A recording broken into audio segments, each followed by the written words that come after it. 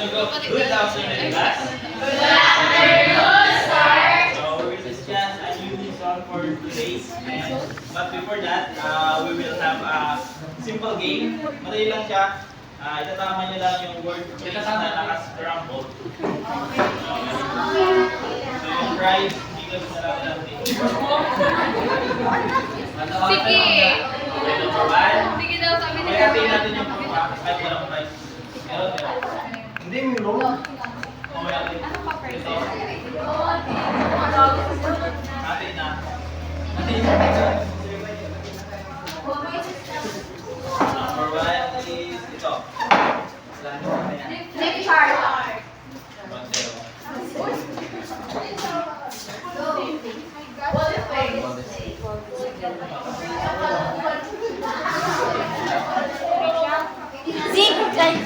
Zigzag board.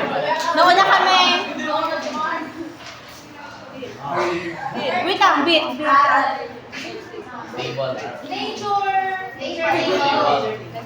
May ganun? Writing board. Sino panalo? Kami. Lahat na.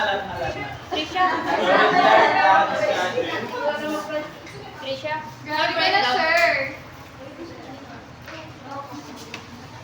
So this is our objective. So number one is describe the procedure for developing conventional instructional materials, and second one is develop instructional materials based on a given topic and strategies.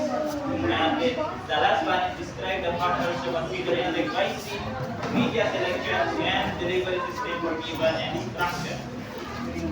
So I will begin with instructional materials. One group refers to conventional and non-digital tools. The classroom will always make chalkboard, chalkboard, or writing board. So do you agree that a classroom will have at least one whiteboard or chalkboard? Yes. Yes. Why? Anyone? Because you can write anything that you teach there. Yes, very good. And so these are the bulletin boards. These are other examples: bulletin boards, flip charts, dioramas, puppets, and terrarium and the light. Okay, so before that, so who can differentiate the difference between non-digital tools and digital tools? Aaron, difference between non-digital and digital tools.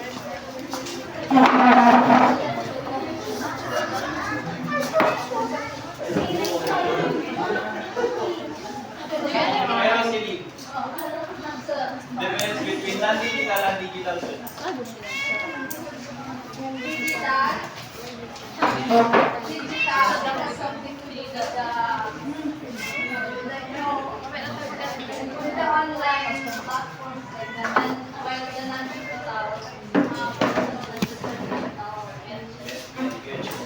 Non-digital tools for learning includes traditional resources like textbooks, chalkboards, and physical manipulatives. And digital tools are encompass platforms like online courses, educational apps, and virtual simulation. Is that clear? Yes, sir. Then instructional materials. So in addition, instructional materials have several roles in teaching and learning, which include the following. So number one, they promote meaningful communication and effective learning. So with instructional material, mas impactful and effective yung pagtuturo. Second one, they ensure better retention, thus making learning more permanent. So yung mga student, mas madali nilang natatandaan yung mga tinuturo with instructional materials. The third one is they help to overcome the limited classroom by making the inaccessible accessible. And what's the rate? Number 4, Micah. They provide a common experience environment that learning can be developed. Yeah, so this indicates that the tools create a shared foundation of knowledge or experience that can be built upon in future learning. And the last one is to encourage participation, especially if students are allowed to manipulate materials you use. So these examples are according to Brown and Efyong and Egip. In addition, instructional materials highlights the tools promote active involvement in learning process, particularly when students are given with opportunity to interact or engage directly with the materials, fostering a more hands-on learning experience. Ano ka na? So, dito tayo sa factors to consider in developing conventional or non-digital instructional materials. So, number one is develop a storyboard and working outline based on the subject goals or objectives. So, it means that plan a visual sequence and written plan for your story based on what you want to achieve. So, kung ano yung gusto nyo ma-achieve ng mga students, so yun yung ilagay nyo sa instructional materials. So, ito yung conventional. Then, second one, identify existing institutional resources including materials and teachers' capability. Find out what materials and skills your school already has, such as books and teachers' abilities. And then the third one is the teacher may research of the shelf materials that have been developed by others to determine if they are to be useful. So, as a teacher, you can research kung ito mga materials na ginamit nito ay effective. Kung hindi, maaari natin itong i-improve. Then, explore the possibility of adapting concepts of other teachers without infringing on anyone's copy-protected design. Then, modify existing materials based on objectives of the lesson. So, siyempre you can modify nga kung ano yung based dun sa lesson. And then, if the instructional materials are effective, you can share them with other teachers. Then, the last one, you can send the instructional materials.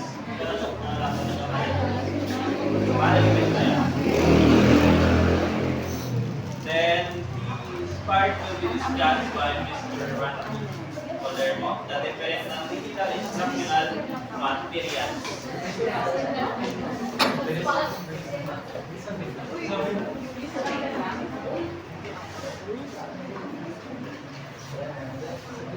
Hello class, do you want... Pwede naman edit niya naman. Hindi, basta ikat namin na. Hello class, do you still want to learn more? Yes! Alright, so then, let's discuss the different digital instructional materials. So, the first on the list is diorama. Class, do you have any idea what is diorama? May summary. Anong makakaintindi ko pag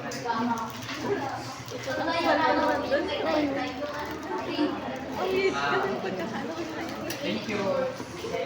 So yung meaning niya, it is a fun way to build an exciting scene in a small space. Dioramas are small scenes created of layers of materials, all depicting a similar concept or theme. They usually display historical time period, a nature scene, or a fictional situation. So, ito yung example niya. Mag-elementary ba kayong meron ko? Makikita niyo? Ay, oo. Credits pala dun sa Grade, ano Google ata? Meeting. Grade 2 or 3. So, syempre kapag gagawa ka ng diorama, you need to, pipili ka ng concept or theme. So, research the subject, make a rough sketch of your ideal diorama, make a list of items you need, and gather your supplies and select a box or a container na paglalagyan mo. So, it's a fun and creative way to build an exciting scene using different materials. So, alam niyo naman yung diagrams. So, let's proceed to number 2. Sa nature table. This is a table that contains objects and or scenes related to the current season or upcoming festival or symbol of an ecosystem. So, familiar din ba kayo dito? Kung ata na yung may flower paints, may artist ata. Plus dahon, yan. Nung elementary meron sa akin kayo. Sure. Pero kayo pa. Meron pa rin. Anong school? So next naman, writing board. Posible naman din nyo alam to. A writing board can display information written with chalkboard or special pens. Uy! So, kailangan ko ba siya? Hindi na. You are all familiar with writing board, so okay, then here are some suggestions on using writing board. So, una, keep the board clean. Second, use chalk or pens that contrast with the background of the board so that students can see the information clearly. So, number 3, make text and drawings large enough to be seen from the back of the board. Familiar tayo dito kapag nag-drawing ka, kailangan para yung ganun kay Dorsey, makita niya. Number 4, prepare complex drawings in advance. Very complex. Or 35. Number 5, underline edits and important or unfamiliar words for emphasis. Do not talk while facing the board. Do not block the students' views of the board. Stand aside when writing drawing is completed. So, allows sufficient time for students to copy the information from the board. The next one is flip chart.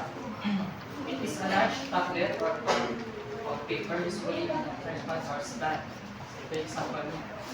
Nalala nyo nung elementary kayo, di ba? Nagpapabasa si Yes.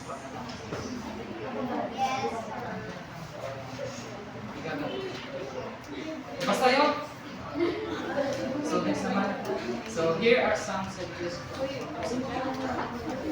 Effective writing on the board involves using broad thick pens for clarity, printing large block letters for easy readability, and incorporating visual interest with different colored pens. Enhance the page appearance by including headings, boxes, cartoons, and borders.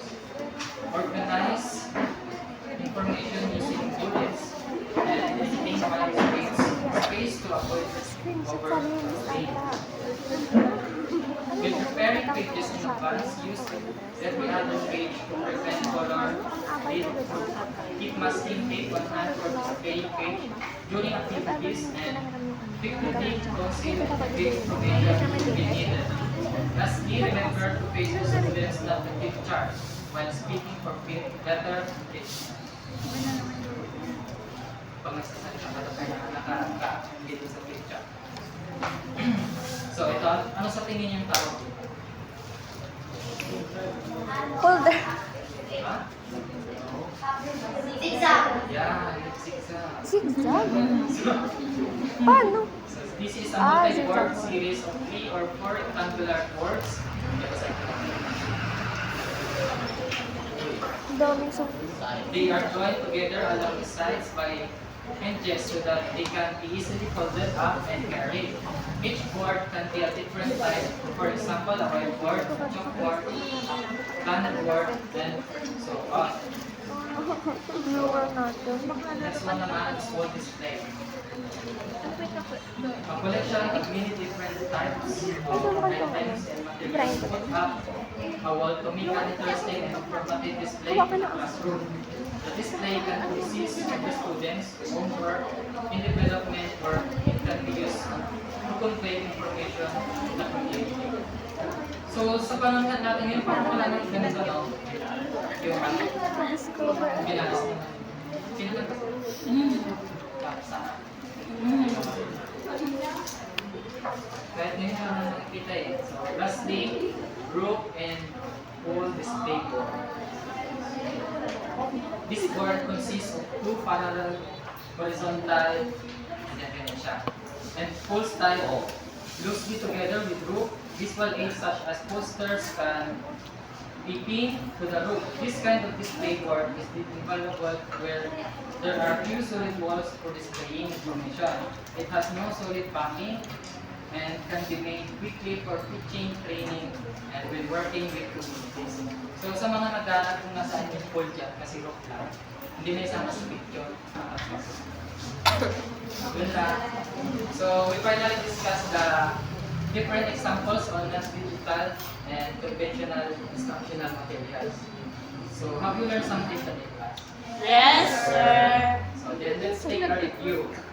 Nowadays, do you think these conventional materials are still useful despite being surrounded by digital materials? You want to discuss going for this?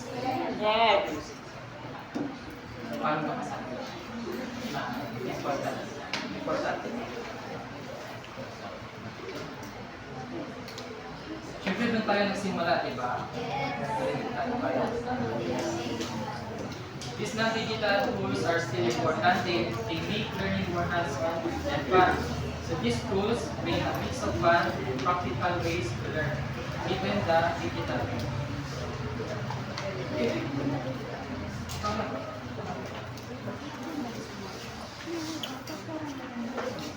So, balik tayo sa topic. Ay, hala, sorry. Pa rin, conventional instructional materials. So, kanina na-discuss ko yung rules ng instructional materials for teaching and for learning.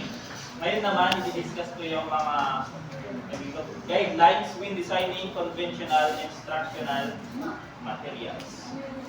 So, number 1 is unity. Unity. Use only one idea for each visual aid and include a headline. So kung isang idea lang, for example, kanina dun sa diorama, di ba? Meron lang siyang isang idea. Kunwari nature, so nature lang. And then simplicity. Make ideas and relationships simple and easy to recall. Avoid cluttering a visual with too many words, numbers, or graphics. The audience should be able to grasp the concept in 10 to 15 seconds. So, simplicity. Simple lang siya intindihin, hindi siya pagpinat. So, legibility. Then next, make letters big and readable for all and the audience. Dapat readable siya. And then, consistency. Use the same type, style, and arts. Right. And then, clarity. So, avoid type that is too small to read. Avoid all caps. So, sentence is mas okay yun dito sa all caps. And then, quality. Make a neat and professional and remember to proofread. So, that's kind of our discussion. So, sa din lang talaga siya. Kasi nag-focus lang siya sa mga conventional materials. So, again, what was our lesson today, class? Digital instruction. Digital na. Okay, so very good. So we have seven different types of non-digital conventional materials. What are those? Book, display,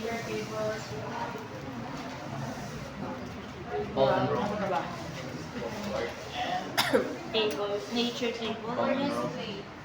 yes. The last one is the roof and pole display. Ayun, roof and pole Okay, so that's all. Thank you for listening.